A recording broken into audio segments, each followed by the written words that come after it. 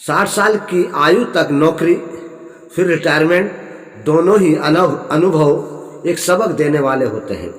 नौकरी पाने के लिए इंसान कड़ी मेहनत करता है। जब नौकरी पा लेता है तो उसकी नौकरी रिटायरमेंट तक एक कागज़ की नाव की तरह होती है, जिसे नदी के किनारे लगाने में पूरे 35-40 साल लगा देता है। नौकरी में रहते हुए कर्मचारी की एक छोटी सी गलती कागज़ रूपी इस नाव को बहा देती है और उसे पूरी जिंदगी पछताना पड़ता है। मेरे कहने का मकसद साफ है, हर कर्मचारी अपनी नौकरी से बेदाग रिटायरमेंट होना चाहता है। वे ही खुशनसीब लोग होते हैं जो 60 साल आयु में बेदाग सेवानिवृत्त होते हैं। आज रनियाला पटाकपुर के मरहूम हाजी इलियास के बेटे हाजी सुबान खां बेहद खुश हैं।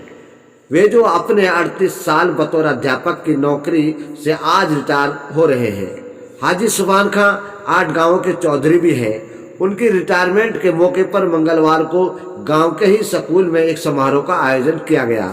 समारोह में फिरोजपुर जिरका से कांग्रेस विधायक ममन खां, हरियाणा स्टाफ सिलेक्शन कमीशन के पूर्व सदस्य सुरेंद्र सिंह और पिंटू, विधायक आफ्ताब अहमद के छोटे भाई मेहताब अहमद, जिला परियोजना संयोजक डॉक्टर अब्दुल रहमान, खंड शिक्षा अधिकारी सद्दीक अहमद, खंड शिक्षा अधिकारी हयात खान, हसला की जिला अध्यक्षा उषा रानी के अलावा हजारों की संख्या में इलाके के चौधरी, सरपंच और अध्यापकगण मौजूद रहे।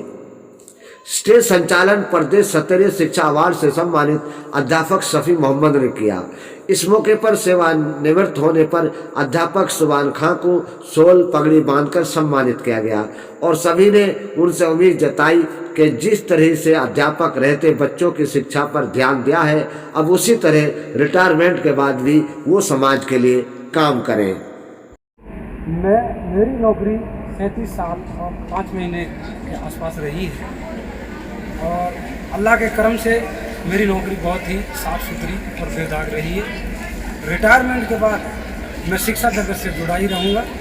शिक्षा जगत में जितनी मेरे से सेवाएं आगे हो पाएंगी, सेहत ने साथ दिया तो मैं हर संभव पूरी कोशिश करूँगा शिक्षा के क्षेत्र में और समाज में बुराइयों को रोकने के लिए, समाज में अच्छाई जिस लाइन से भी आएंगी, लोगों को समझा कर, लोगों में कोई झगड़े झाटे होते हैं उनको बिठाकर फैसला कराने में अच्छे समाज के काम करेंगे और इंशाअल्लाह बच्चों के अंदर अब भी हम नैतिक शिक्षा का उत्पादन करेंगे। समारोह के बाद पत्रकारों से बातचीत करते हुए विधायक ममन खां ने कहा, एक एक करके मेवात के अध्यापक सेवानिवृत्त हो रहे हैं, लेकिन सरकार भर्ती नहीं कर रही है। भाजपा सरकार नहीं चाहती कि मेवात में शिक्षा का स्तर बढ़े। मेवात के सैकड़ों स्कूल बिना अध्यापकों के चल रहे हैं। मेवात में अध्यापकों की कमी को बार बार विधानसभा में उठाने का भी सरकार पर कोई असर नहीं हो रहा है।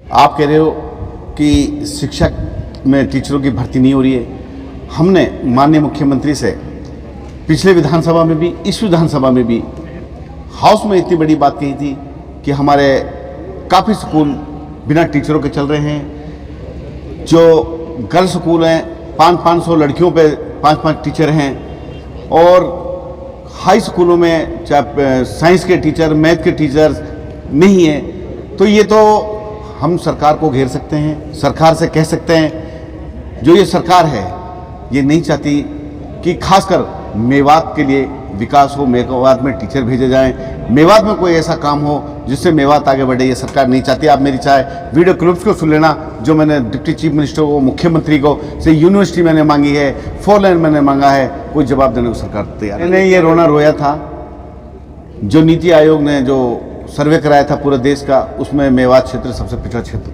आया था। यहाँ तक कि जो न्यायमूर्ति सच्चर कमेटी की रिपोर्ट थी उसने ये कहा था कि मेवात के मुसलमान जो बिहार के दलित हैं उनसे भी पिछड़े हुए हैं, तो इनके ऊपर कोई फर्क नहीं पड़ता। ये सरकार है जो खासकर मुस्लिम विरोधी सरकार है, भाईचारे को ये बढ़ावा नहीं देती। ये हिंदू मुस्लिम में लड़ाई करके आपस में ये अपना चाहते कि हम सरकार बना लेते, जिसमें ये आजकल कामयाब हो रहे हैं, अदरवाइज विकास की तरफ कोई ध्यान नहीं। तो क्या मानते हैं आप, 3 कांग्रेस के विधायक हैं, क्या तीनों विधायकों की सरकार आवाज़ नहीं सुन रही है? इतना मैंने आपको बता दिया कि ये सरकार खासकर मेवात विरोधी है। मेवात के लिए इस बजट में भी 5 पैसे का प्रावधान नहीं रखा गया, तो इससे बड़ी बात और क्या होगी। समारोह में पहुंचे पीसीसी सदस्य Mehtab Ahmed, Haryana staff selection commission के पूर्व सदस्य सुरेंद्र सिंह, डीपीसी अब्दुल रहमान और सुबान खां के चाहने वालों ने क्या कहा, सुने उनकी ही जबानी। खबर हक टीवी के लिए मेवात से यूनुस अलवी की रिपोर्ट। चौधरी खुर्शीद और चौधरी इलियास के बहुत नज़दीकी ताल्लुक रहे सियासत में। हम बचपन से देखते आ रहे हैं, जब हम दोनों भाई चौधरी खुर्शीद के इलेक्शनों में आना शुरू करा, सन 82 से तो मैं देख रहा हूँ। जब मेरी उम्र ही 18 मुश्किल से हुई, जब से मैं चौधरी इलियास को देख रहा हूँ, 87 से मास्टर जी को देख रहा हूँ। जिस तरीके से उन दोनों की यारी दोस्ती थी और जिस तरीके से उन्होंने एक दूसरे की निभाई, इसी तरीके से मास्टर जी ने हम दोनों भाइयों की निभाई है।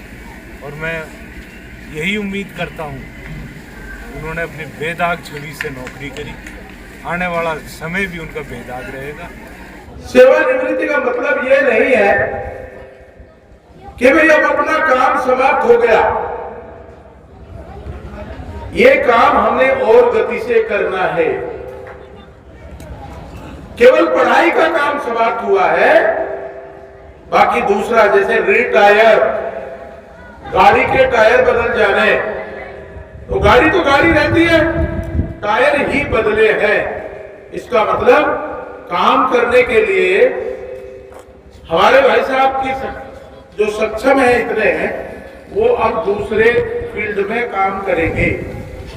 अभी तक अध्यापकों बच्चों को पढ़ा करके और उनको राष्ट्र निर्माण में उन्होंने सहयोग दिया है, अब वो समाज के काम करेंगे।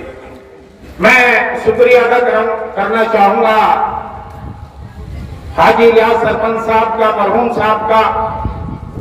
मैंने बचपन में बड़े करीब से उनको देखा, मास्टर सुबान और मैं, हम एक ही कमरे में रहा करते थे, साथ पढ़ा करते थे, और मुझे उनके सामाजिक तौर पर बड़ी सपोर्ट हासिल हुई। बहुत ही सम्मान के साथ आज मेरे साथी ने विदाई ली है। मैं ज्यादा ना बोलते हुए मैं तो सिर्फ इतना कहना चाहूंगा कि अल्लाह ताला आपको रिटायरमेंट के बाद भी अच्छी सेहत दे, समाज की खिदमत करने का अब आपको मौका मिल चुका है। उसे सामाजिक आदमी तो, बिरादरी का आदमी तो आप पहले से ही रहे हैं, लेकिन आप कौन की आप बिरादरी के लिए अपना वक्त दे पाएंगे। इन्हीं शब्दों के साथ अल्लाह ताला से मैं ये दुआ करता हूँ कि आप हमेशा खुश रहें और दिन दुगनी रात चौगुनी तरक्की करते रहें। मैं इंद्रजीत कासनिया, आप वर्तमान में माचरोली में प्रिंसिपल हूँ, और आप भाई साहब हमारे जो है वेदपाल चौधरी, वो कानपुर में प्रिंसिपल हैं, आप रिटायर हुए। तो आज आप यहाँ मास्टर जी के रिटायरमेंट पे आए, तो कैसे ताल्लुक बने, कैसे क्या, क्योंकि आप राजस्थान से हैं, मास्टर कैसे क्या कहेंगे? आपका बच्चा जो है आरिफ हमारे पास में पढ़ा है, एग्रीकल्चर से इंजीनियर किया है उसने, और उसके बाद में पारिवारिक संबंध है तब से लेके अब तक उसी तरह से परिवार में आते जाते हैं, आ गया शादी में।